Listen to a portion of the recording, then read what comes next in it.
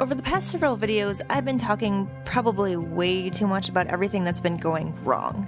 It's extremely important to talk about the writing and creative process in all its forms, good and bad, but for February's reflection video, I really want to focus on what I've learned and the positive elements of my experience that I've already begun carrying over into my writing in March. Also, you're not going to see my face in this video because variety is important, and while I don't feel much like sitting in front of a camera today, I do need to make a video.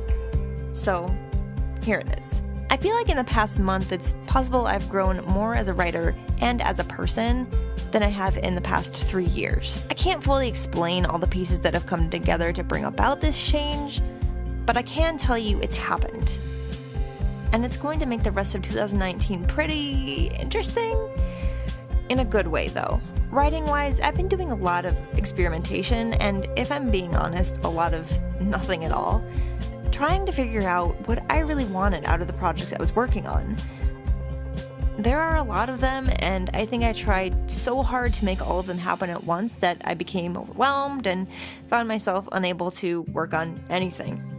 Unfortunate, sure, but I took a lot from that experience, and I'm already doing 1,000 times better. Let me explain some of the things I've learned. Maybe these are lessons you need to learn as well.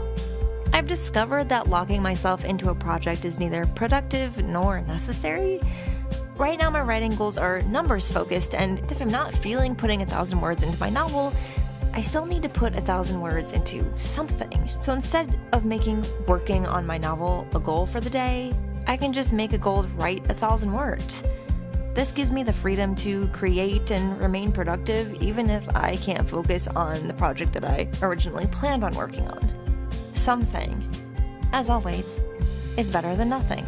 I've also rediscovered something I'm embarrassed to admit I forgot existed: the power of writing something that no one will ever read. Let's be honest, most of us write with the intention of someone someday reading our words. After all, writing with an audience in mind is one of the first things writers are taught, is it not? But these past few months I've been so caught up in working on a book I want to get published and blog posts that my readers will see that I completely shoved what I call free writing aside. So on the nights I still had 500 words to go, but knew they might not turn out to be great words, instead of quitting, I should have just opened a blank document and set my creativity free. I only started doing this toward the end of February, but it has already completely changed the writing game for me. I've hit my daily writing goal for the past 4 days in a row because I've been letting myself kind of just write whatever I felt like writing. It's been a long time since I've hit my writing goal that many days in a row, and it feels great. Don't get me wrong, it's not great writing. I already know that. I'll probably never look at most of it again, at least not for a while, but this is the writing strategy I didn't even know I needed until I started using it. Now, when it's 8 p.m. and I still haven't met my writing goal for the day, I can excitedly sit down and write something for fun. No one has to see it. God, I hope no one ever will. But haven't I said 1,000 times, the practice is what makes good writers great writers?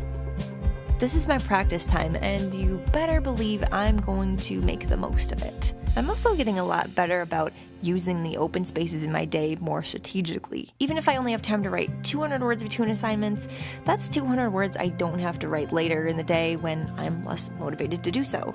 My peak productivity is definitely in the morning, and as the day goes on, I feel less and less like doing things. That is just how I am, and I am learning to work around it. Sometimes increasing writing productivity is all about using your downtime to the fullest. February overall was not great. I only completed 34% of my words for the month, and that's probably going to bite me in the butt later in the year. But the worse things got, the more time I took to reflect not only on what was happening and what I wasn't doing now, but what I wanted to happen in the future. My goals weren't changing. Maybe just my habits needed to. No matter how tough things might get, always remember that you have much to learn. And that this, unlike many things, will never change. I've been writing for over half my life at this point, and even I am still learning. Take it one lesson at a time. And whatever you do, try not to stop trying. I am 11% of the way toward meeting my goal of writing 1 million words in 2019. That's not where I should be by now, but I'm not going to let myself worry about that. At least, not right now. I'm going to use the month of March to focus on consistency and pushing myself, but not too hard. I've been doing a pretty good job of meeting my writing goals lately, and even to my surprise, it's getting a little easier. I think I'm finally figuring all this out. That's all for now. My face and I will see you soon.